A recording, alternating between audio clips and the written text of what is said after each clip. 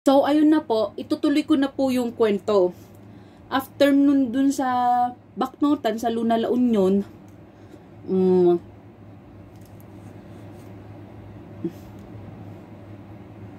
ang kasama po niya nun is yung caretaker ni Tita Susan ko. Yun po. Tapos,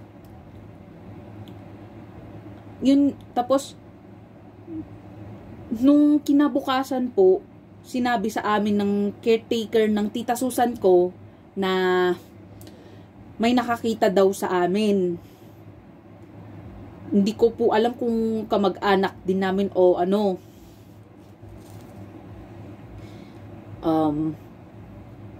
Tapos balak daw pong tawagan ng Tita Susan ko, mama ko, na nakasama ko po si Justine. Tapos po, yun na po, nag-rush na po kaming mag-prepare para makabalik na po dito ng time na yun sa Baguio. Kasi po, ito po, ang kwento po is, nagbago, hindi na po daw niya natawagan mama ko, yung Tita Susan ko, na nagbago na daw po yung isip niya na wag na, basta iuwi na daw po ako. Sabi niya dun sa caretaker niya. Tapos, at the next day po,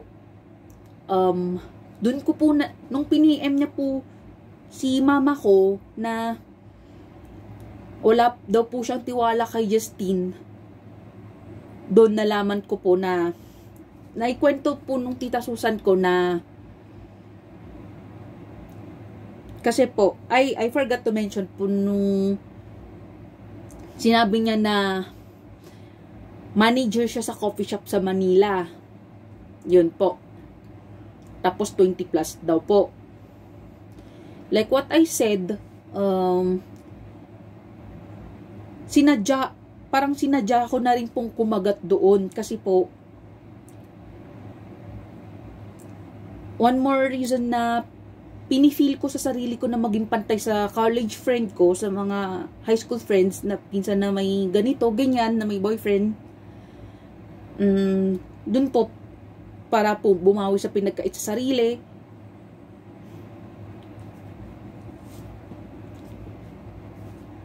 And all reasons na nabanggit ko.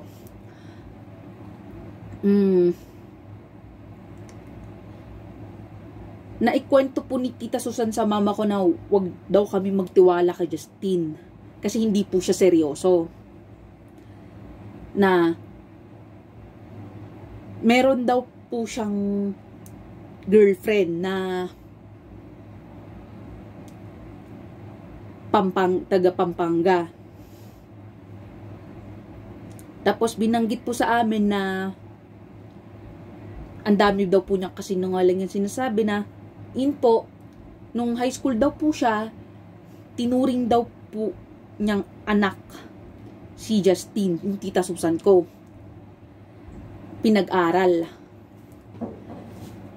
Tapos, ang sinabi niya na ganun din pala yung ginawa niya.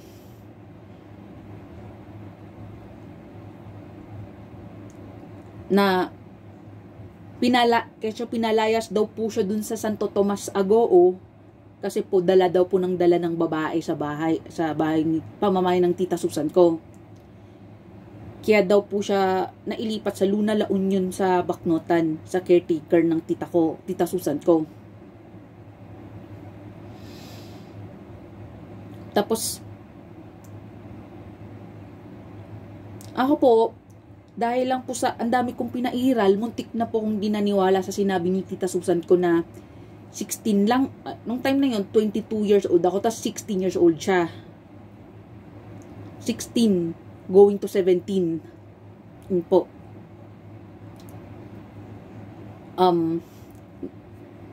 Binigyan daw po niya ng sakit sa ulo yung Tita Susan ko. Yun po yung naging kwento.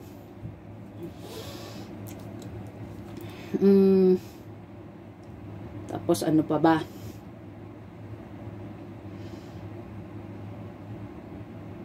parang late ko na rin pong na-explain sa sarili ko na ginawa ko to kasi nag-iilusyon ako nga na maging pantay sa iba na may sa mga college friends, sa mga pinsan sa mother side. Kasi nga gusto ko bumawi. Kasi nga high school na lang pwedeng makapag-entertain ng ganito, ng ganyan. Parang late ko na rin po nirason sa sarili ko. Kaya nagagawa ko po yun. Kaya alam ko na naging sitwasyon ko na puro mas bata. Pinatulan ko.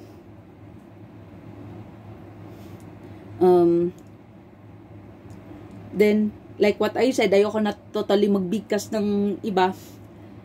Then, in way back 2017 po, noon na naimbitahan ulit kami sa birthday ni Tita Susan ko sa Trinity sa Agoo. May isang bagay din po na naging blessings na hindi ko po in-expect po talaga. Guys, I know po na hassle po tong sasabihin ko. Yung naging girlfriend din po ni Justin Covey noon na si Faith, yung Faith, hindi ko po inexpected na feeling ko naging blessings po na naging kumare ko po, naging best friend ko. Kasi po parang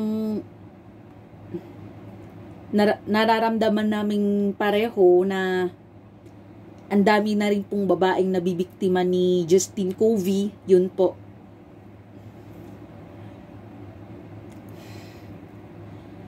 So, okay na po. This time, di na po importante kung may nakalimutan po akong ikwento or ano. So, that's all for today. So, here again, it's me, Melissa, at your service. Bye!